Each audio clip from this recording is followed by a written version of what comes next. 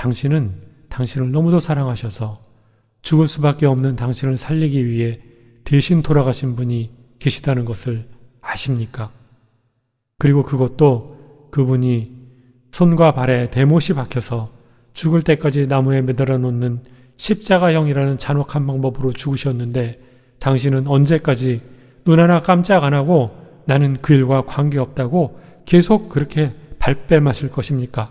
그리고 그분께서 그렇게 당신을 대신해서 돌아가신 것은 당신이 그분께 은혜를 베풀었거나 그분이 당신에게 무엇인가 크게 빚진 것이 있어서가 아니라는 것을 아십니까? 오히려 당신이 그분을 부정하고 그분의 말씀을 거역하며 그분 앞에서 죄밖에 지은 것이 없는 한갓 쓰레기 같은 존재였음에도 불구하고 그런 당신을 위해 죽으셨다는 것을 아십니까?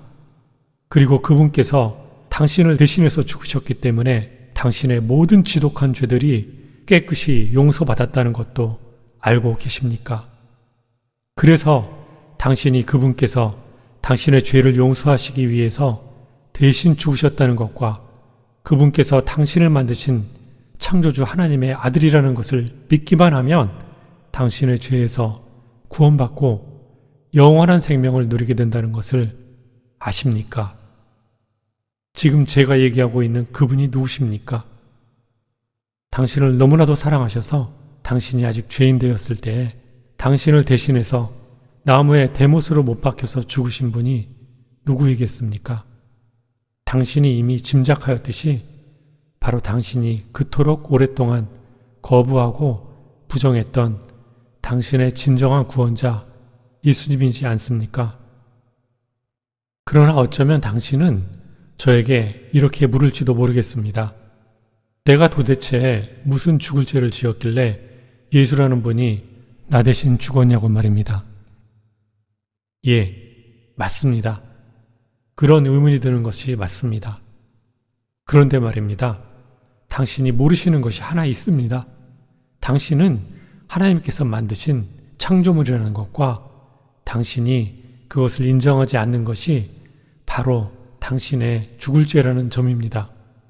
하나님께서는 우리 인간을 만드셨고 자신의 백성인 이스라엘 백성에게 계명을 주셨습니다. 그 계명의 첫째 계명이 바로 당신의 창조주 하나님만 섬기라는 것입니다. 그러나 당신은 여전히 그분을 당신의 창조주로 믿지도 않았고 그분을 섬기지도 않았습니다. 이것이 바로 당신이 죄인이 될 수밖에 없는 이유인 것입니다. 당신이 당신의 창조주신 하나님을 창조주로 믿지 않고 섬기지 않는 것이 바로 죄인 것입니다. 그리고 우리 인간은 하나님이 세우신 그분의 법인 율법을 제대로 지키는 사람이 아무도 없었으므로 하나님께서는 진노하셨고 그 결과로 우리 인간은 모두 죽을 수밖에 없었습니다. 성경의 시편에서도 의인은 없되 하나도 없다고 하셨습니다. 그럼에도 불구하고 하나님께서는 당신을 너무도 사랑하셔서 당신을 구하시고자 자신의 유일한 아들이신 독생자 예수님을 속죄의 제물로 삼으셨습니다. 그래서 당신 대신 그분이 십자가에 못 박혀 대신 죽게 하심으로 당신의 죄를 대신 담당하게 하신 것입니다. 그리고 예수님께서 하나님의 아들이시며 당신의 죄를 대신해 죽으신 것을 믿는 자 모두에게 구원과 영원한 생명과 함께 하나님의 자녀가 되는 은혜까지 베푸셨습니다. 하나님께서는 당신의 죽을 수밖에 없는 불신의 죄와 불순종의 죄를 그분의 독생자 예수님에게 대신 담당하게 하신 것입니다.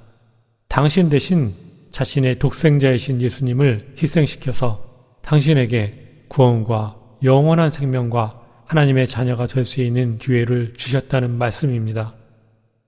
당신이 그동안 어떤 죄를 지었고 하나님께 어떤 말로 신성모독을 했더라도 상관하지 않으시고 말입니다.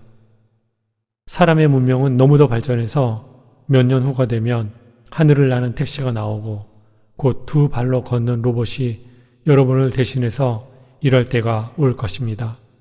문명의 발전 때문인지 우리 인간의 자존심은 날마다 더욱더 높아져서 자기를 만든 창조주이신 하나님을 더 이상 믿으려 들지 않습니다.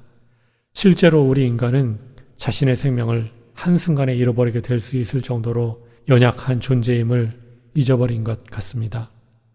그러나 사랑하는 여러분, 우리는 내일 일을 알지 못하는 연약한 존재일 수밖에 없습니다. 우리 모두는 언젠가 죽을 수밖에 없으며 그 죽음 뒤에는 영원한 생명을 얻는 사람들과 영원한 지옥의 불연못에 던져지는 사람으로 나뉘게 될 것입니다. 우리의 죽음 뒤에는 영원한 생명과 영원한 불연못으로 던져질 사람을 나누는 심판이 있다는 것을 아셔야만 합니다. 그리고 이 심판의 기준은 간단합니다. 당신 대신 돌아가신 하나님의 아들 예수님을 당신의 주인으로 믿었느냐 아니냐가 바로 그것입니다.